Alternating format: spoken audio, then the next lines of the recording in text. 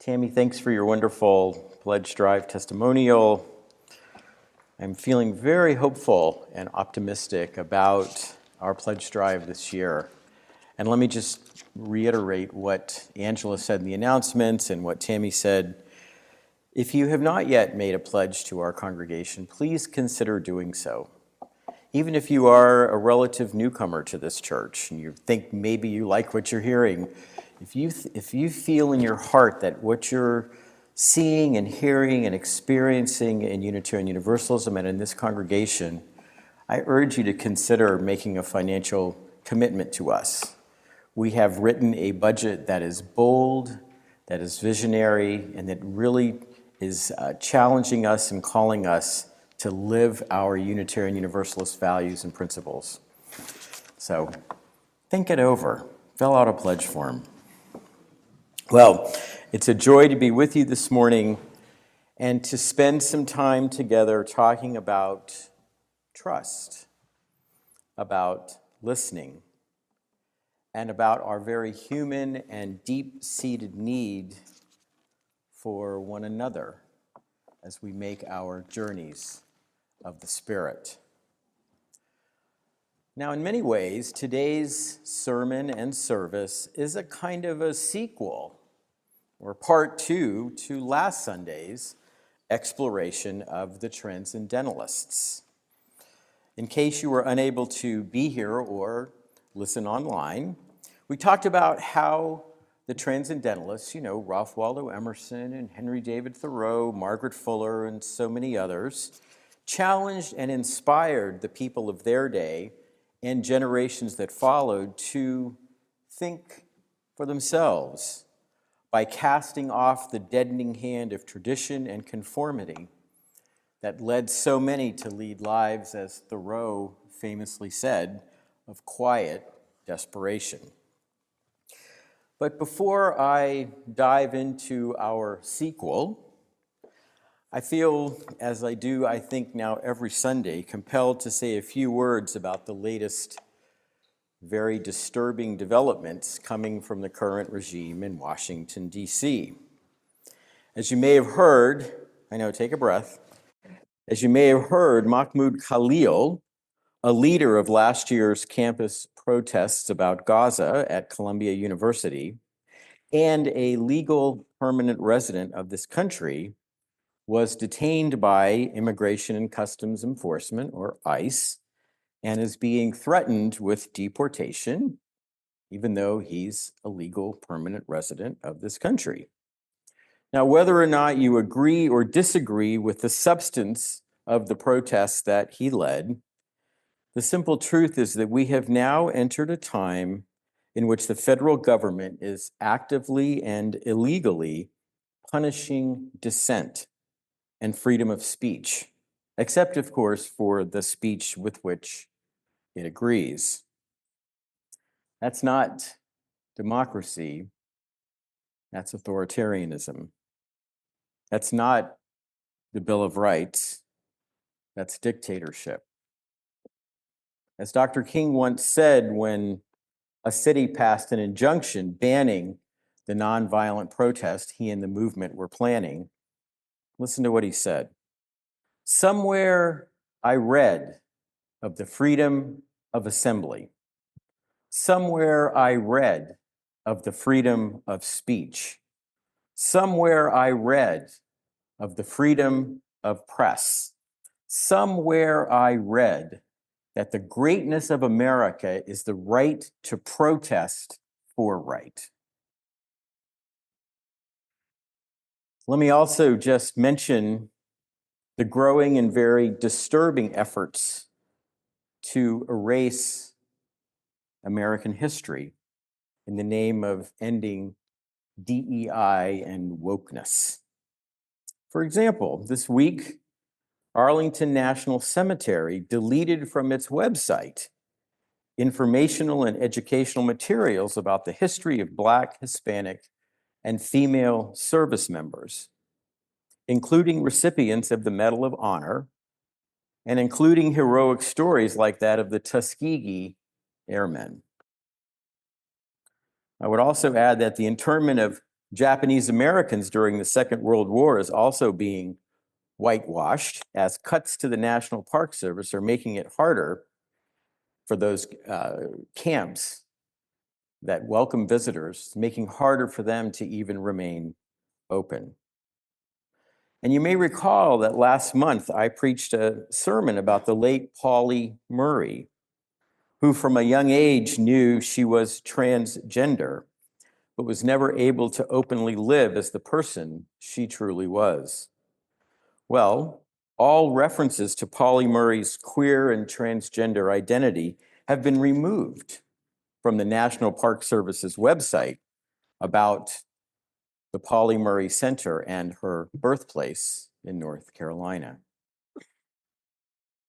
That's not anti-woke or anti-DEI. That's lying, pure and simple.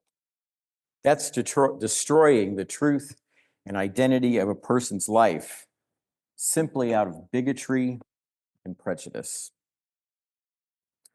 Now, I'll have more to say, and we will be having many more conversations about how Unitarian Universalism and UUCville can and must respond as the basic freedoms that are the bedrock of our faith tradition and this country continue to be threatened and eroded.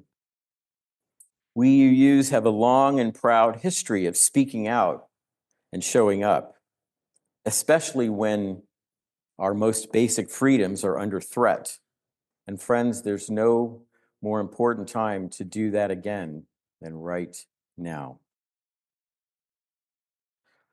Okay, now that I've cheered you all up,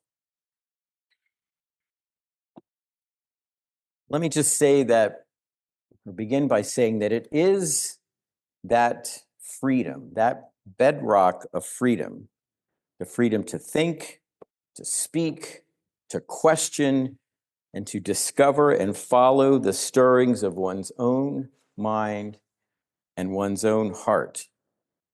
It is the freedom that the transcendentalists bequeathed to Unitarian Universalism. Rather than finding truth exclusively in a dogma or doctrine or in just one sacred text, Unitarian Universalism locates what Emerson called the religious sentiment in every human heart. And rather than telling you what your religious sentiment should be or what truths your heart is whispering to you, we invite you to seek, to explore, to question, and to grow. Above all else, we want everyone who comes through our doors to follow their heart and to be their authentic selves. When you come in those doors or any of the other ways you come into this building, you don't have to wear a spiritual or theological mask, and you don't have to pretend to believe things that do not ring true for you. We simply want you to be yourself, and we want you to grow and become the person, the spirit, the heart that you yearn to become. And it is that gift of freedom and authenticity at the heart of transcendentalism that led me to become a Unitarian Universalist 30 years ago and to become a UU minister 10 years later. When I first journeyed through the doors of a UU congregation, I remember feeling a little nervous, a little uncertain, but also welcomed and valued. I remember listening to the minister say on one Sunday morning that in Unitarian Universalism, the words, "I don't know," are celebrated and considered to be deeply, deeply spiritual. When I learned that Unitarian Universalism values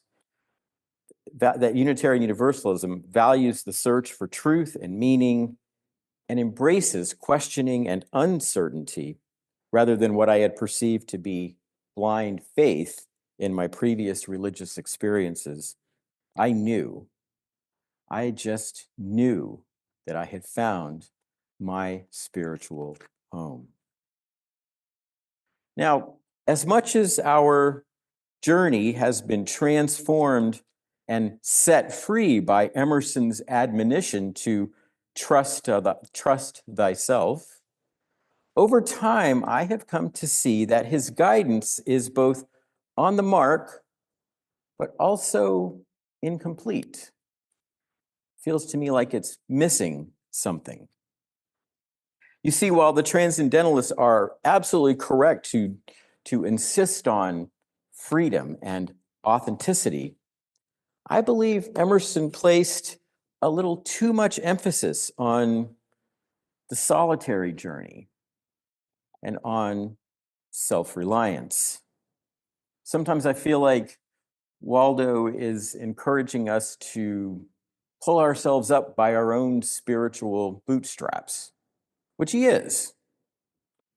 But as I have come to understand in my journey as a Unitarian Universalist, it is the shared journey, a journey rooted in love and trust, in listening and learning, in community and mutual support. It is the shared journey that has brought me so much joy and hope, and that has most assuredly enriched my life. Years ago, when I was studying to become a UU minister, I discovered the work of Parker Palmer, a small sample of which Angela shared earlier. It was Palmer who helped me understand and begin to articulate what it means to make a spiritual journey, and also what it means to listen for and to find one's calling. And it was also Palmer's ideas about trust and deep listening that enabled me to see what was missing from the transcendentalist spiritual vision, and especially from the work of Emerson. Now, before I tell you why I think Palmer's ideas are a needed addition to the transcendentalists, let me begin by pointing out just how much Parker Palmer and Ralph Waldo Emerson have in common. For one, Palmer's concept of the inner teacher. I just love that language, that image. We all have an inner teacher.